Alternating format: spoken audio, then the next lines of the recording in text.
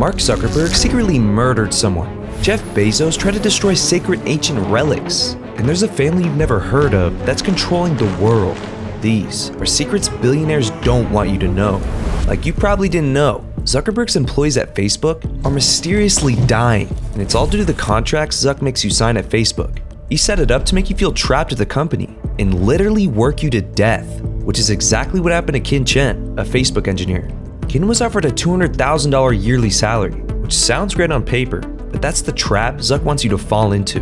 It's publicly known that employees at Facebook have to work extremely long hours, and Kin was no exception. Kin's long hours began to deteriorate his relationship with his family, and he was wondering if the job actually was worth the trouble. But his bosses told him not to worry. It's a small sacrifice to set his family up for life. Plus at that point, he had an expensive mortgage and school fees to pay, so he couldn't afford to work a regular job anymore. He was locked in. So Kin continued to work tirelessly, with the stress mounted on him. But when it came time for his quarterly review, his boss reported Kin wasn't working hard enough. That's tough to hear when you feel like you're working as hard as you possibly can. Kin started to go a little crazy after that. At any second, he could lose his job, ruining his life. As the months dragged on, he became visibly depressed, but no one said anything. It's almost like this was normal at the company. In the back of his head, he knew there was actually a way out, but it was his last resort. In the contract that he signed, it stated that if he were to die while working at Facebook, the worker's death compensation would set him up for life.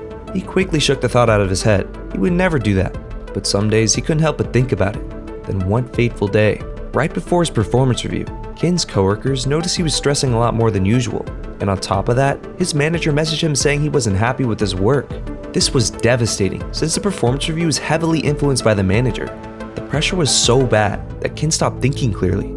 He knew he was going to get fired, and his family's life would be over. So, he took the elevator to the 4th floor for his performance review. In his eyes, there was only one way to save his family. As soon as that door opened, he sprinted towards the window and jumped out to his death. The worst part? He wasn't even going to get fired. It's just a tactic Zuckerberg uses to get the most work out of his employees. At least Zuck is still faithful to his wife, because we all know Bill Gates isn't. Did that happen? Were you unfaithful in your marriage? Is that one of the reasons there was a divorce? Yes, I caused pain, and I feel terrible about that. But I bet you didn't know that there's some new information that links Gates to Epstein. Not only was Gates on the flight logs, there's also been some blackmail. Because one of Bill's affairs was with this chick Mila Antonova, and Epstein also happened to be close to Mila. Like he was letting her stay at one of his nice apartments and paying for her school tuition. So he somehow found out about this affair and was able to use it as leverage to control Gates. Epstein wanted to hold a charity event and asked Gates to donate $100 million, as well as be the face of it. When Gates refused, Epstein blackmailed him in an email, saying he'd let the world know about his affair. He never did tell anybody though. It just got leaked after he died, along with all the other times that Gates met with Epstein. Of course, Bill claims he only met with them to try to raise charity funds, but he's gonna need to do a lot more than that to convince us that he's innocent.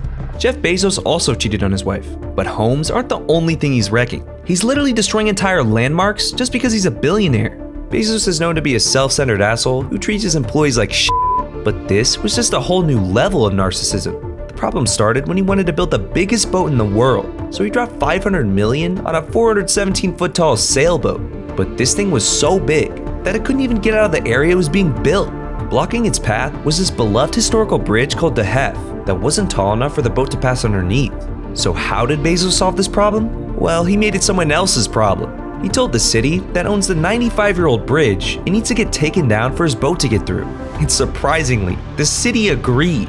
That didn't last long though, because all the locals were pissed. The city got so much backlash in person and online that they changed their mind. I mean, there was even a huge event planned to throw eggs at the boat while it was passing through. So instead, the boat's mast had to be disassembled and it was easily able to sail under the bridge. Damn, that's all he had to do? Why do you have to make such a big deal over nothing? Not surprising he's willing to destroy some history just to save a buck.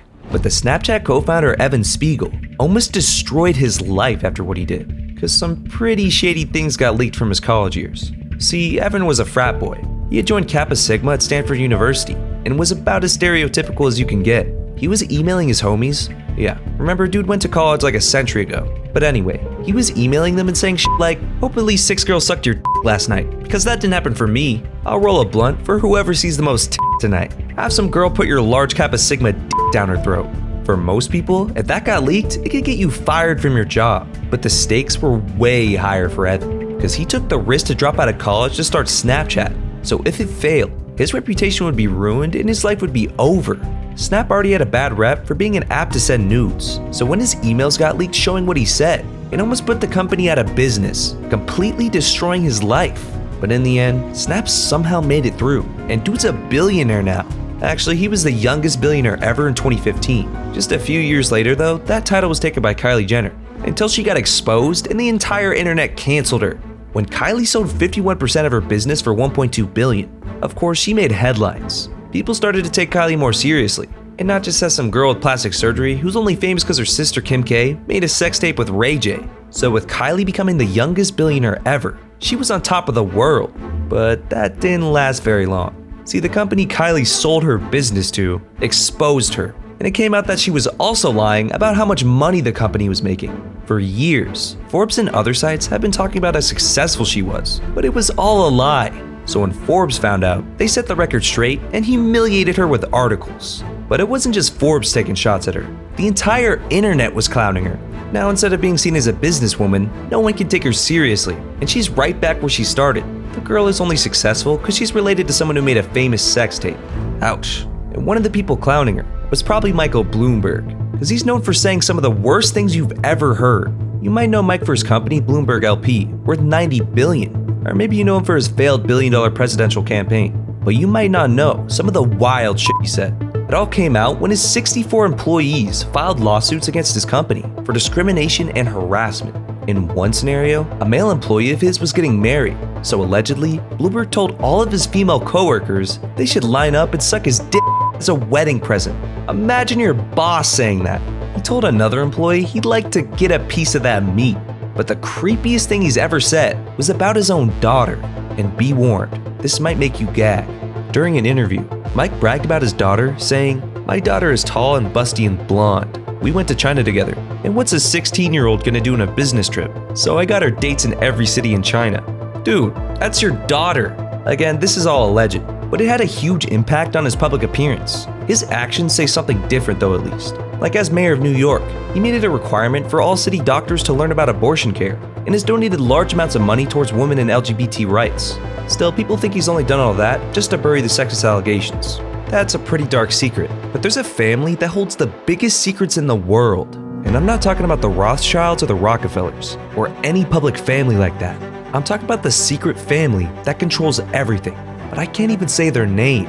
It's a name that's almost been completely scrubbed from the internet, and any articles or videos that even mention it are either shadow banned or taken down. We'd gotten in real trouble on this show before because we talked about this one family that I will not name, and every time we named this family, the 4 tech gods all came down and just f***ed my show. Let's just call them the pay stubs for this video, so the algorithm doesn't pick it up. The pay stubs are allegedly the family members of the French monarchy that were overthrown in 1792. To preserve their wealth, they changed their names and secretly fled to the US and North Carolina. They were able to launch large companies with their money as investments, and ended up owning almost all of the railroads in the US, as well as many of the large banks in the 1800s, which have continuously expanded throughout time to include the ownership of Bank of America, the world's largest bank. You can research the trails of mergers and acquisitions yourself, but as a quick recap, Bank of America was bought by Nations Bank in 1998, and Nations Bank has either merged or acquired over 200 banks since the 1800s, starting with Commercial National Bank and North Carolina National Bank. Allegedly, the Paystubs family owned North Carolina National Bank, meaning through all those acquisitions and mergers, they own a large portion of Bank of America, and Bank of America owns $2.4 trillion worth of assets, which they can influence much of the world with. Although this is all alleged, it should be easy to tell that there are extremely rich families in the United States that have been around for a very long time, and they can do much worse than just own trillions of dollars worth of assets. They can write the laws however they want, to shape and control the world how they want to. Our government may have voted in politicians, but they're subject to lobbyists. Families that own these large corporations like Bank of America and BlackRock legally put billions of dollars into politicians' pockets, just so they could write laws however they see fit. In 2023 alone, lobbyists spent over $4 billion on influencing lawmakers. A small example of that was the National Realtors Association, where politicians were donated $50 million during 2023 to relax laws around the housing market. You think they're doing all that to make housing more affordable? Well, just take a look at the market trends. The average American can't even afford a starter home these days. What about the $739 million put in politicians' pockets that came from health companies like Pfizer? What the hell kind of laws were they trying to pass with that much money? Again, that was only the 2023 spend. And remember, all these companies have investments in each other. Like Bank of America is invested in BlackRock, and BlackRock is a shareholder in 95% of top companies today. They're all connected. Do you want your lives in the hands of these powerful families and giant corporations? Because right now, they might as well be.